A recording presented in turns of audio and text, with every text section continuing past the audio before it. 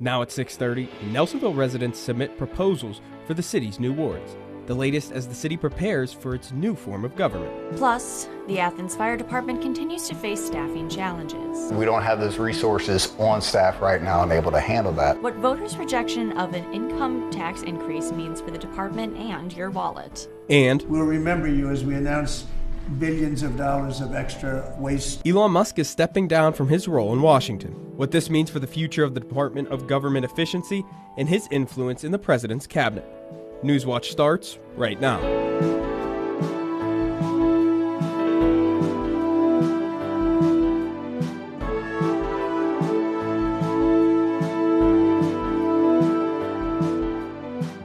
Thanks for joining us tonight. I'm Joshua Herner. And I'm Megan Acker. Counties across southeast Ohio, including Athens, Gallia, Meigs, and Washington counties, are under a flood warning until 9:45 tonight. Let's turn it over to forecaster Steve Nedlick for more on this very wet Friday. Yeah, guys, that's the only way to describe what's been happening today. Just a ton of rain into the area. And it's really just been recycling over us for the past 5-6 hours. And it's dumped about 2 inches of rain already. And it's really not done yet. We are going to have to deal with this for the rest of the night. Now, again, it has really just impacted the areas around the Ohio River. Those all have flood warnings, again, until 9:45 tonight. So be on the lookout for that if you are traveling anywhere. So we're going to have a little bit of a taper off in terms of the rain, but our temperature is not going to drop too much. We're going to stay in the 50s, so that's nice. But then as we look ahead into tomorrow, the rain will continue. It won't taper off until at least the afternoon. But then we will have some clearing on Saturday with a little bit of wind to move it out. And then once we have those skies clear out, it'll make for a pretty pleasant weekend. So stay tuned for my full forecast to get the details on that. Thank you, Steve. Under Issue 23, the City of Nelsonville has to create new wards by the end of the year, and residents have a chance to submit their ideas on what those wards would look like. I got the chance to go to the public library to see the process myself. User-friendly, open-source mapping tool that's available. Trevor Martin with the League of Women's Voters shows people how to use a software program called Dave's. It's a fantastic mapping tool that's free and open to the public. The program allows people in Nelsonville to draw up their vision for the new city council wards in the city. Something that is transparent and open and involves the public, that puts the people of Nelsonville as, main choice makers, decision makers in this process. The new wards are needed because the city is making a historic switch from a charter form of government to a statutory one. Martin and the League of Women's Voters will review all of the submitted wards before placing an official plan in front of council. Along with submitting wards, people can send any ideas they might have via the League's website. And you'll also have a place for public comment. You'll be able to, make heard your concerns, your ideas, what your vision is for this process. Nelsonville resident Dakota Saul says that these meetings are a great way for citizens to get involved. I think we're improving.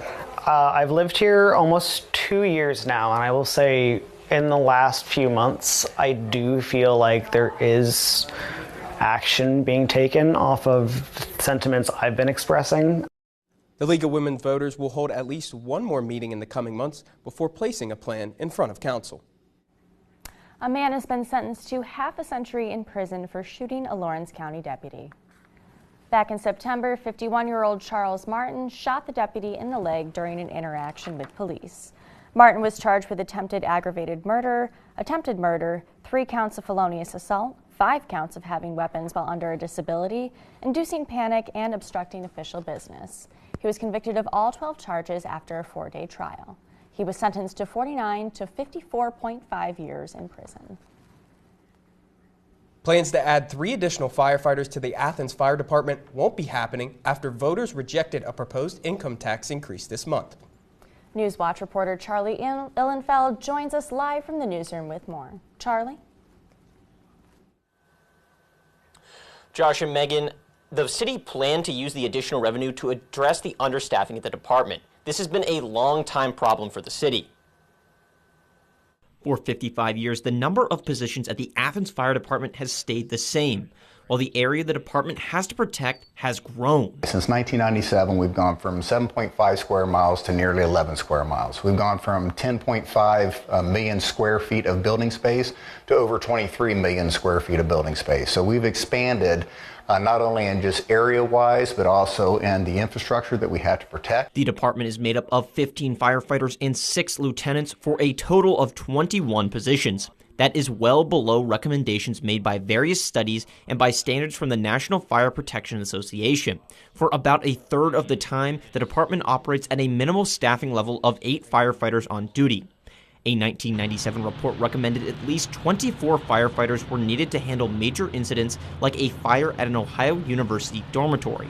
So there's always that concern there with large populations, a large amount of people inside these buildings in order to help put out the fire and rescue them. I can tell you right now, we don't have those resources on staff right now and able to handle that. The understaffing isn't just an issue when it comes to large-scale emergencies in Athens. It also impacts insurance costs for homeowners. The city's fire protection ability was graded as a 4 out of 10 by the Independent Insurance Services Office in 2020. Insurance companies use this rating as one factor when setting their homeowner insurance rates. The lower this rating is, the better for homeowners' wallets. The department is also facing cuts to its supply budget, in part to help cover losses from last November's cyber scam since the tax increase failed. According to Chief Reimer, those cuts will mean he has to delay buying certain equipment. I have to determine what I can and cannot get with that decrease. So a set of fire gear is $5,000. So that may be 5 sets of fire gear that I don't buy this year. As the department deals with this new reality, leaders say they hope people will understand the value of the service the department provides. I understand their concerns about the income tax increase. We do have one of the lowest income taxes comparable to other cities that have large universities within their confines. Ohio University receives the most service of any location in Athens, but due to its property-exempt status, it does not contribute directly to the fire department. Over 75% of the calls Ohio University receives are false alarms or false calls.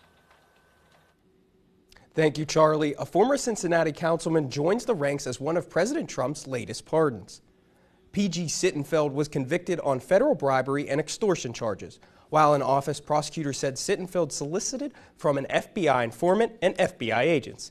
Sittenfeld said his actions were just politics. He was found guilty in 2022 and sentenced to 16 months in prison, but was in the process of appealing his case to the U.S. Supreme Court before receiving the pardon. Also on the list of Trump's recent pardons are reality TV stars Todd and Julie Chrisley from the show Chrisley Knows Best. The couple had been serving prison sentences following their 2022 convictions for tax and fraud crimes, including conspiracy to defraud banks out of more than $30 million and attempting to defraud the IRS. We're blessed to be coming back to television because we do have a much bigger story to tell now than we ever have. The Chrisleys are part of a string of sentence commutations and pardons by Trump for crimes ranging from public corruption to tax fraud and criminal enterprise convictions. The pair had maintained their innocence and were in the process of appealing their convictions when Trump called their daughter Savannah Tuesday. More than 100 religious leaders are asking state lawmakers to vote no on a bill to increase electronic gambling. Senate Bill 197 would allow 3 new types of online gambling: internet gambling or iGaming, internet lottery gambling or iLottery, and a new online betting system for horse racing. The bill's sponsor says the licensing fees and taxes for iLottery and iGaming could bring in hundreds of millions of dollars to the state. But opponents say online gambling only hurts Ohio's most vulnerable populations.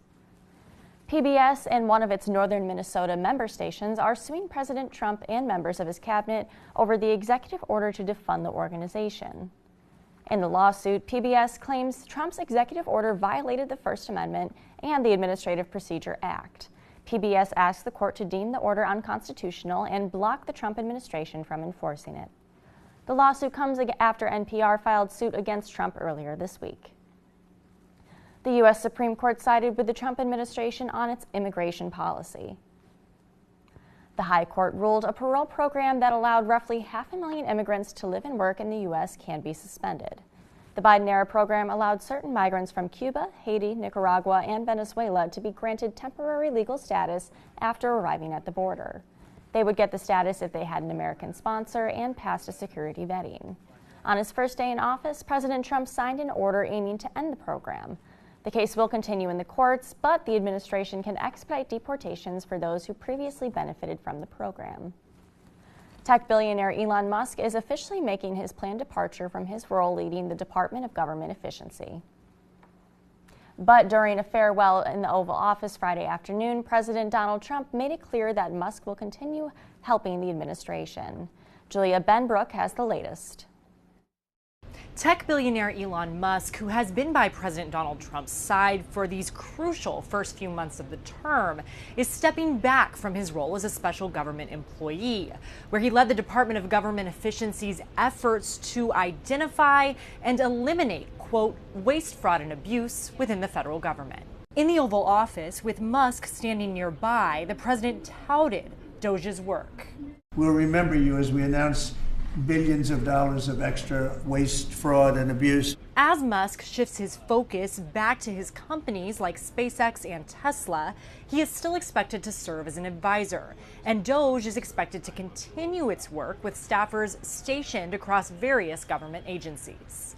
I think the Doge team is doing an incredible job. They're going to continue doing an incredible job, and I'll continue to be visiting here and be a friend and advisor to the president. Under Musk's leadership, at least 121,000 federal worker jobs were cut or targeted for cuts in Trump's first 100 days, and federal grants and programs have been slashed. Some reinstated, though, after court challenges. Those moves, at times controversial, leave a lasting impact on various departments across the federal government. Doge estimates that it has saved $175 billion so far, though questions have been raised about the accuracy of that tally. We have seen Musk become more critical of the Trump administration in recent days, telling CBS News that while he agrees with much of what the administration is doing, there are some differences of opinion.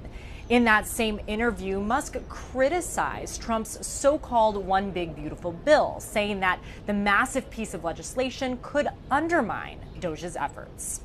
Reporting at the White House, I'm Julia Benbrook. Coming up, new predictions for extreme weather conditions, why experts are concerned about rising temperatures. I worry a lot about how thin the situation is. This Sunday marks the start of the Atlantic hurricane season. Why officials worry the country's disaster response agency isn't ready for the coming storms. Find out when we can expect a break from this rain next.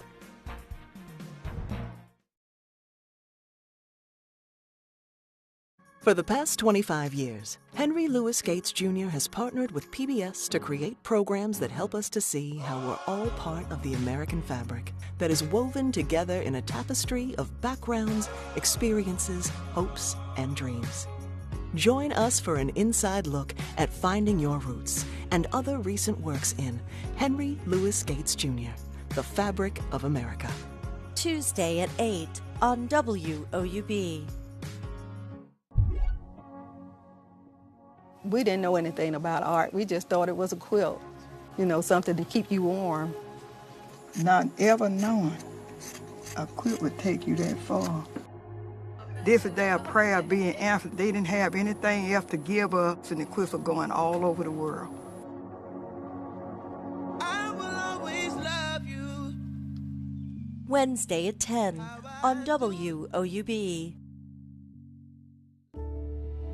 The Ohio Art Corridor is a destination experience. We would like this to be the largest outdoor art gallery in the world. Portsmouth was able to field an incredible team for a brief moment in the sun that almost was sweet enough to get them a national championship. We got land granted to us in Ohio. Great opportunity. Let's go. How would you know you got here? It was just sheer determination and patience and just hard, back-breaking work. The bridge was acclaimed at the time of being an engineering marvel. Progress is all about taking the lessons of the past and doing better. So I would hope that now that we know better, we will do better.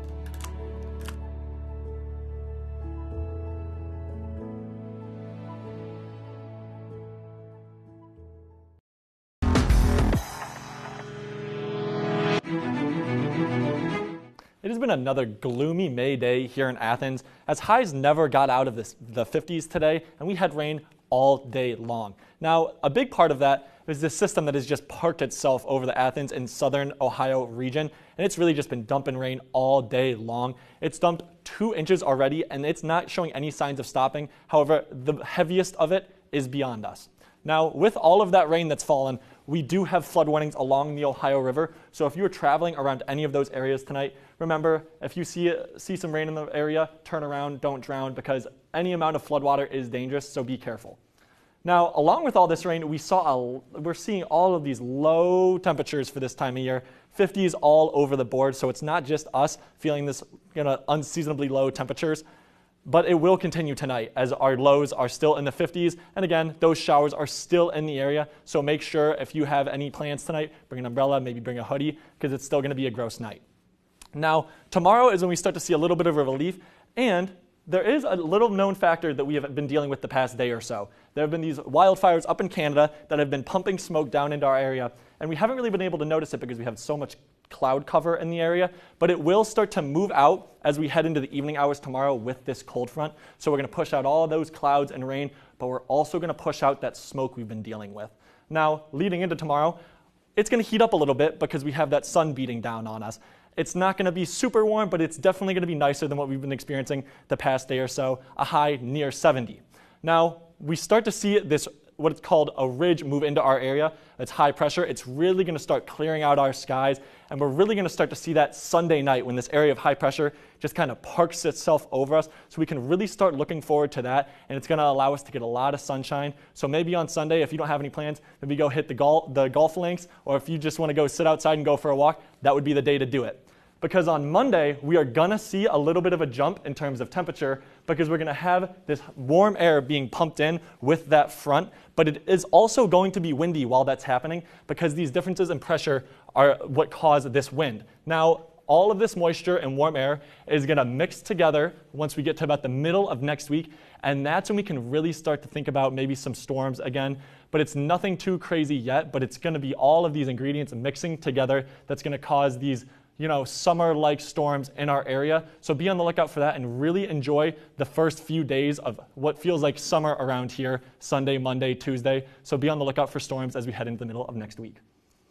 Steve, I know we've seen some fog in the past few mornings as well. Is that something we're going to see over the next few days? The good thing is no, because it's going to be so warm that it's just going to burn off before we'd ever see any of that moisture in our area. So it should be pretty clear for your morning commute. Well, that's pretty good. And I know, we're going to see some rain going into next week. The Copperheads start their season next week. Is there any chance we're going to get some game delays going into next weekend? We might, because it's just so far out, but you really can't plan for it yet. So fingers crossed that they can start on time for a great summer. Yeah, absolutely.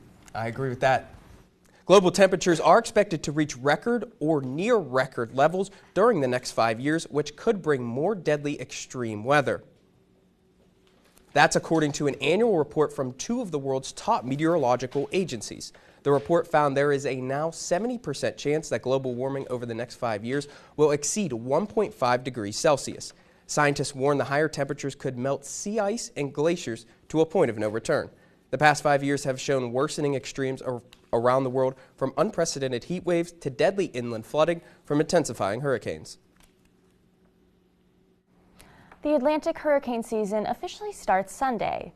This comes as an internal agency review found the Federal Emergency Management Agency, or FEMA, is, quote, not ready for what's expected to be another active season. Lee Waldman has the latest. I worry a lot about how thin the situation is and the ability to get information across during what could be a very active season. Fears are churning over the preparedness of what's forecasted to be another active Atlantic hurricane season. It only takes one, so we got to be prepared right now. However, an internal memo obtained by CNN suggests that FEMA is not ready for the June 1st start to the season. Quote, as FEMA transforms to a smaller footprint, the intent for this hurricane season is not well understood. Thus, FEMA is not ready. President Donald Trump has criticized the agency for months, and Homeland Security Secretary Kristi Noem has vowed to eliminate it. President Trump has given us the responsibility of looking at an agency that in the past has been there in times of crisis for many people on their worst day, that they've ever experienced, but many times in the past it has failed. With hurricane season imminent, multiple sources and an internal memo obtained by CNN show DHS is inserting more than half a dozen of its officials into key front office roles at FEMA, though they appear to have limited experience managing natural disasters, according to the officials' bios included in the announcement. Some experts are worried the shakeup at FEMA will harm the preparation, mitigation, and response after natural disaster strikes. There have been a lot of cuts to, again, FEMA staffing and FEMA funding, and that's going to have impacts on the local emergency response. In New York, I'm Lee Waldman. Next, what a new study is revealing about cancer rates in the U.S. What experts are saying is the reason behind the shift.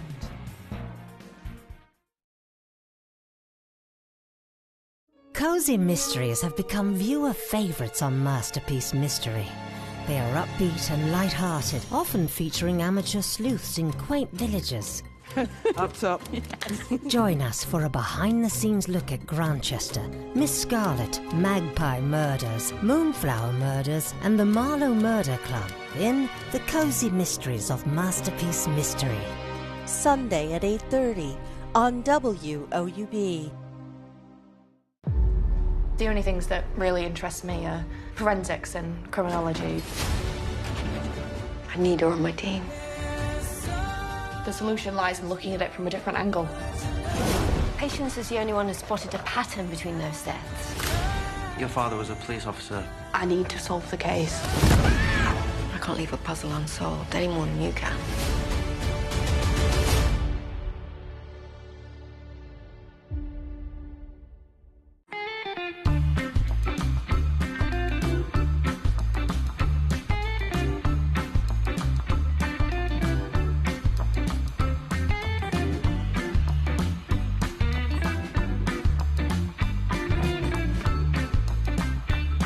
If you don't drive it, donate it and support something you use every day.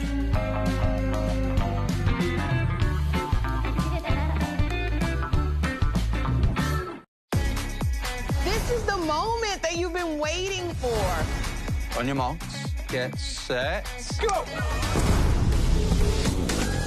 Discover extraordinary lost worlds. I know scientists that would give their right arm for this.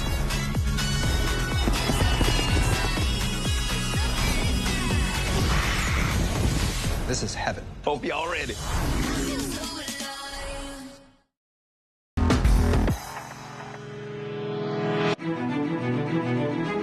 This Sunday is National Cancer Survivors Day, and a new report out today shows the number of people surviving cancer is rising in the U.S. In today's Health Minute, Mandy Gaither looks at the data and what experts say is behind the increase, plus why they say there's still work to be done. It's a new record. The American Cancer Society says more people are surviving cancer. A new study led by the organization estimates there are 18.6 million people in the U.S. living with a history of cancer as of January 1st. And by the year 2035, the number of survivors is expected to exceed 22 million. There was not that long ago that many people thought of cancer as a death sentence. Dr. Arif Kamal says since 1991, cancer death rates have gone down by about 34%. He says the rise in the number of survivors is due to both improved cancer screenings and advances in treatments. As an oncologist, when I first started, there might have been one or two treatments for things like lung cancer or melanoma. Now we're seeing nearly dozens of treatments that are not only more precise and tailored, but also having less side effects and more tolerable. But the report also highlights disparities. For example, uninsured people diagnosed with stage 1 colorectal cancer have lower 5-year survival rates than those who are privately insured with stage 2 disease. There are also racial differences in treatment across disease stages. In 2021, Black patients with stage 1 and stage 2 lung cancer or stage 1 rectal cancer were less likely to undergo surgery than their white counterparts. It's really important we're paying attention to these issues of access, because we realize that high quality care can also mean that people have to go to specific places to get it, and paying attention to that will be really important to reduce these disparities. For Health Minute, I'm Mandy Gaither. A new study shows removing fluoride from drinking water could lead to more cavities in children. Fluoride is a mineral that can help prevent tooth decay. It's been public health practice to put it in public drinking water in the U.S. since 1945. But now, fluoride is facing bans in states like Utah and Florida. The study reports it could lead to more than 25 million decayed teeth in kids within 5 years. That's about one additional decayed tooth for every 3 children in the U.S., which could carry a price tag of nearly $10 billion in the healthcare cost. Still ahead, an Ohio fire chief is being celebrated for his bravery. What he has to say after a daring rescue.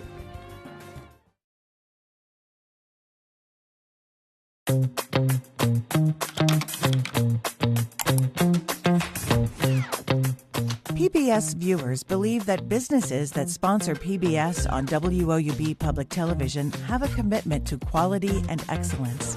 Sponsoring a PBS television program offers your business a unique opportunity to connect with a highly engaged, loyal, and trustful audience in a clutter-free environment, leading to increased brand awareness, positive perception, and potential for higher customer engagement. Your sponsorship is important to the community, and the rewards come back to you in the form of loyal customers. Align your organization with America's most trusted news and public affairs network. WOUB Public Television is worthy of your trust. Contact Corporate Support Director Kathy Malesic at 740-593-4909 or online at woub.org/support.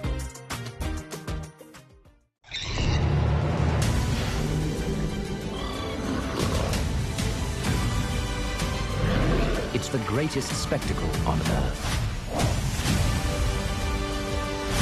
This is a monster. It's a big one.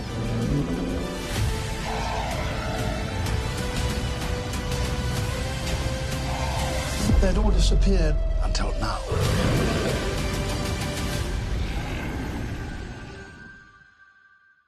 It's about to go down. We're just surrounded by weirdness and absurdity all the time. It transforms everything. I think I just fell in love. I'm turning dreams into reality. What did we do? How did we get here?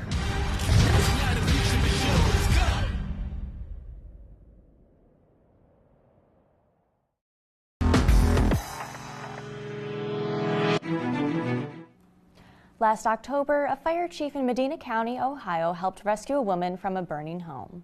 He is now being honored for his efforts, but he says he's not a hero.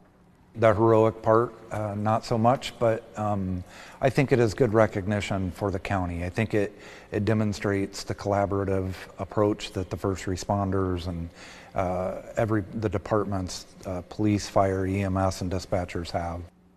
Chief Walters, along with first responders from other agencies, responded to a 911 call from a woman who was trapped inside a burning home.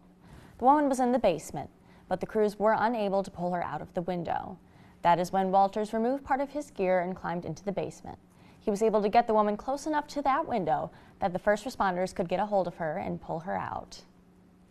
I mean, Josh, it is just amazing what our first responders do every day. Absolutely, Megan. You know, when they say they're the backbone of the community, they really mean it. In situations like that, just go to show that absolutely they are necessary. You know, Steve, I know you said there's going to be some flash flood warning. Are the first responders that we have going to have to go out in some floods this weekend? You know, if they get through today, we should be good as we get towards about tomorrow afternoon. Once we have that high pressure system move into our area, it will clear out our skies heading into about Saturday afternoon and all of Sunday, but it will return by about midweek next week, so be on the lookout for some possible storms that are coming to our area. That does it for our broadcast this evening. Thanks for watching. For Steve Nedlick, I'm Megan Acker. And I'm Joshua Herner. Stay tuned for the PBS NewsHour coming up next. Have a great night.